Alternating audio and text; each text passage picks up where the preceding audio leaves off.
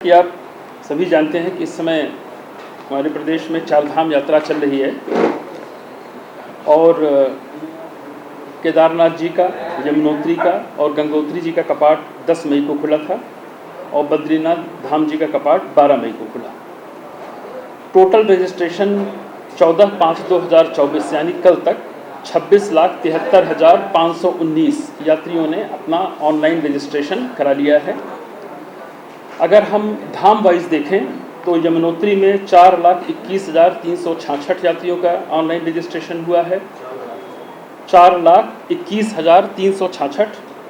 यमुनोत्री में 4,78,576। बद्रीनाथ जी में 9,07,007।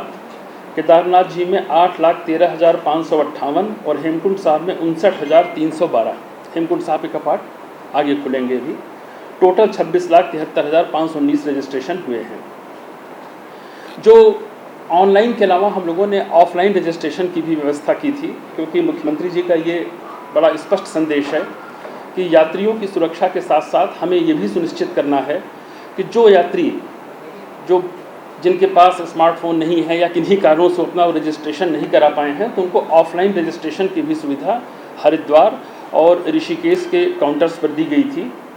और ये रजिस्ट्रेशन 8 तारीख से प्रारंभ हुआ था और 14 तारीख तक कुल मिलाकर ऋषिकेश में 76,120 और हरिद्वार में 66,251, कुल मिलाकर 1,42,641 हमारे ऑफलाइन भी रजिस्ट्रेशन हो गए हैं।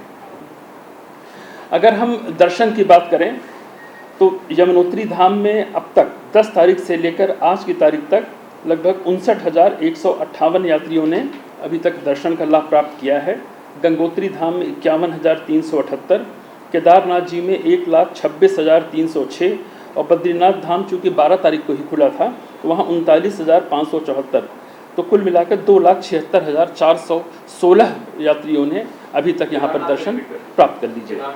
केदारनाथ जी का हुआ है 1,26,306।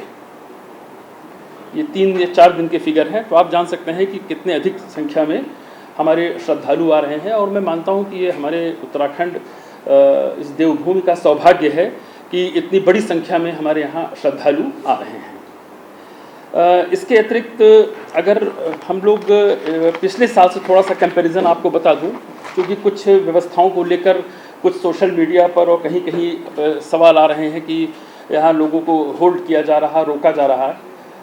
आपको पता है कि हमारे चारों धामों की एक कैपेसिटी है और खासकर यमुनोत्री और केदारनाथ जी की। यमुनोत्री में आपको पता है कि हमारा 5 किलोमीटर का जो ट्रैक है वो ट्रैक थोड़ा नैरो है और एक लिमिटेड संख्या में ही यात्री जा सकते हैं। जहां पिछले वर्ष जब 22 अप्रैल 2023 को कपाट खुला था तो यमुनोत्री धाम में पहले दिन 6,838 यात्रियों ने दर्शन लाभ प्राप्त किया था और इस वर्ष जबकि पहले दिन यहाँ कपाट खुला है तो 12,193 यात्री थे। लगभग दुगनी संख्या में यात्री यमुनोत्री धाम पहुँचे थे। इसी तरह से मैं भी ये फिगर आप लोगों को शेयर कर दूंगा।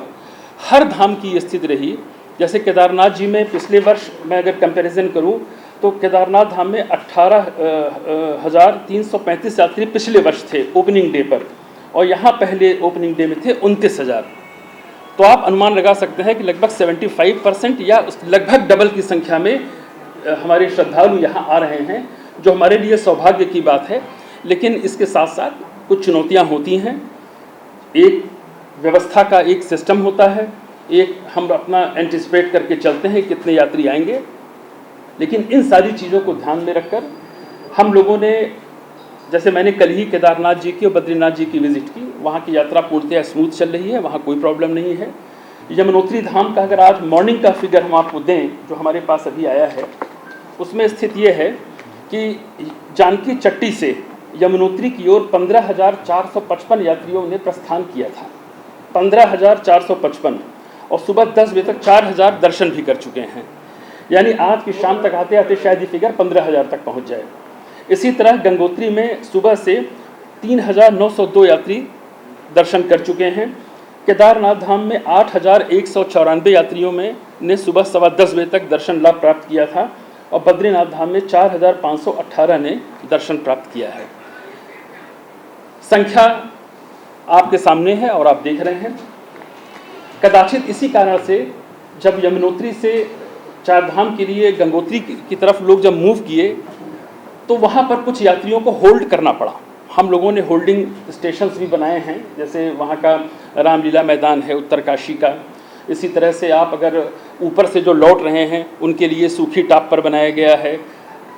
सड़क आपको पता है कि थोड़ा सिंगल रोड है गंगनानी के आगे, इसलिए गेट सिस्टम वहाँ पर लागू किया गया है और उसका भी डिटेल आपको भी सब दे दिया जाएगा कि कितने कितने घंटे की को होल्ड किया जा रहा है। डिस्ट्रिक्ट एडमिनिस्ट्रेशन की तरफ से नंबर ऑफ़ वीडियोस भी शेयर किए गए हैं जहां यात्रियों को खाने पीने की सारी सुविधा प्रदान की जा रही है। कुछ टॉयलेट्स बढ़ाने के लिए भी निर्देश अभी दिए गए हैं कि जहां आप होल्ड कर रहे हैं, हो सकता है कि ये समस्या शायद आज शाम तक या कल मॉर्निंग तक क्लियर हो जाए, क्योंकि जो भी बैकलॉग था ऑलमोस्ट अब हमारा क्लियर हो रहा है और गाड़ियों का मूवमेंट भी अब स्मूथ हो गया है।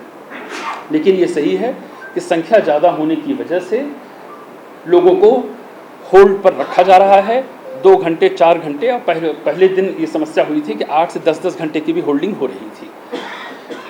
महत्वपूर्ण है कि यात्रियों की सुरक्षा, कि किसी भी तरह से जब यहाँ हमारे देवभूमि में हमारा सौभाग्य है कि इतनी बड़ी संख्या में यात्री आए हैं, तो उनको दर्शन कराकर सुरक्षित पहुँचाना भी प्रशासन का और सरकार का ये दायित्व है। इसको ध्यान में रखकर उनको थोड़ा होल्ड भी किया जा रहा है और जो बेस्ट सुविधाएं प्रशासन की तरफ से दी जा सकती हैं वो देने का प्रयास किया जा रहा है। डाउनलोड करें देवभूमि इनसाइडर।